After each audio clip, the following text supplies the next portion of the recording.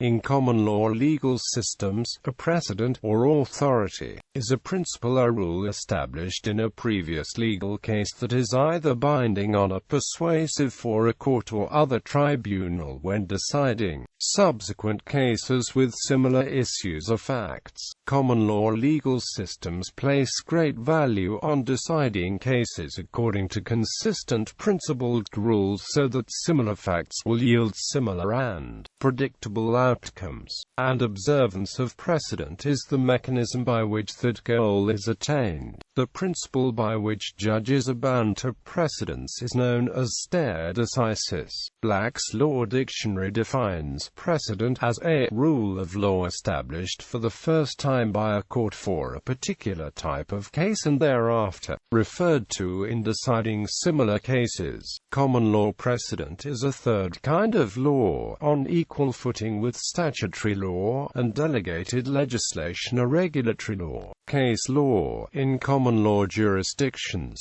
is the set of decisions of adjudicatory tribunals or other rulings that can be cited as precedent. In most countries, including most European countries, the term is applied to any set of rulings on law which is guided by previous rulings. For example, previous decisions of a government agency. Essential to the development of case law is the publication of notable judgments in the form of law reports for use by lawyers, courts and the general public, including those judgments which, when delivered later, are accepted as being leading cases or landmark decisions. In common law jurisdictions, where law students study case law to understand the application of law to facts, as well as to learn judicial interpretations of statutes, unreported rulings in trials and hearings are not treated as case law or precedents, which serve as authority for deciding later cases. Principle. Stare decisis is a legal principle by which judges are obligated to respect the precedent established by prior decisions. The words originate from the phrasing of the principle in the Latin maxim stare decisis a non quata movere, to stand by decisions and not disturb the undisturbed. Quote, in a legal context, this is understood to mean that courts should generally abide by precedent and not disturb settled matters. The principle of stare decisis can be divided into two components.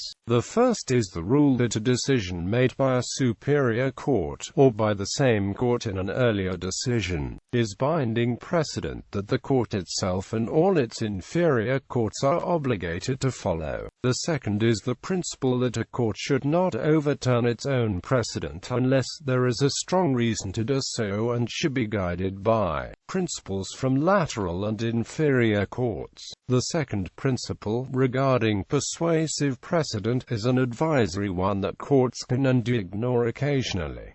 Case law in common law systems. In the common law tradition, courts decide the law applicable to a case by interpreting statutes and applying precedent which record how and why prior cases have been decided. Unlike most civil law systems, common law systems follow the doctrine of stare decisis, by which most courts are bound by their own previous decisions in similar cases, and all lower courts should make decisions consistent with previous decisions of higher courts. For example, in England, the High Court and the Court of Appeal are each bound by their own previous decisions, but the Supreme Court of the United Kingdom is able to deviate from its earlier decisions, although in practice it rarely does so. Generally speaking, higher courts do not have direct oversight over day-to-day proceedings in lower courts, in that they cannot reach out on their own initiative at any time to reverse or overrule judgments of the lower courts. Normally, the burden rests with litigants to appeal rulings to the higher courts. If a judge acts against precedent and the case is not appealed, the decision will stand. A lower court may not rule against a binding precedent. Even if the lower court feels that the precedent is unjust, the lower court may only express the hope that a higher court or the legislature will reform the rule in question. If the court believes the developments or trends in legal reasoning render the precedent unhelpful and wishes to evade it and help the law evolve, the court may either hold that the precedent is inconsistent with subsequent authority, or that the precedent should be distinguished by some material difference between the facts of the cases. If the judgment goes to appeal, the appellate court will have the opportunity to review both the precedent and the case under appeal,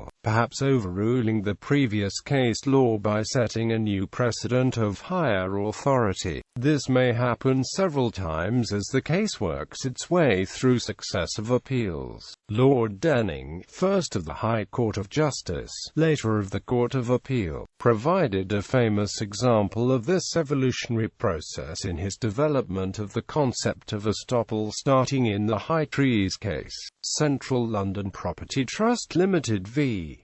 High Trees House Limited KB 130. Judges may refer to various types of persuasive authority to reach a decision in a case. Widely cited non-binding sources include legal encyclopedias such as Corpus Juris Secundum and Halsbury's Laws of England, or the published work of the Law Commission of the American Law Institute. Some bodies are given statutory powers to issue guidance with persuasive authority a similar statutory effect, such as the Highway Code. In federal and multi-jurisdictional law systems there may exist conflicts between the various lower appellate courts. Sometimes these differences may not be resolved and it may be necessary to distinguish how the law is applied in one district, province, division or appellate department. Usually only an appeal accepted by the court of last resort will resolve such differences, and, for many reasons, such appeals are often not granted. Any court may seek to distinguish its present case from that of a binding precedent, in order to reach a different conclusion. The validity of such a distinction may or may not be accepted on appeal. An appellate court may also propound an entirely new and different analysis from that of junior courts, and may or may not be bound by its own previous decisions, or in any case may distinguish the decisions based on significant differences in the facts applicable to each case.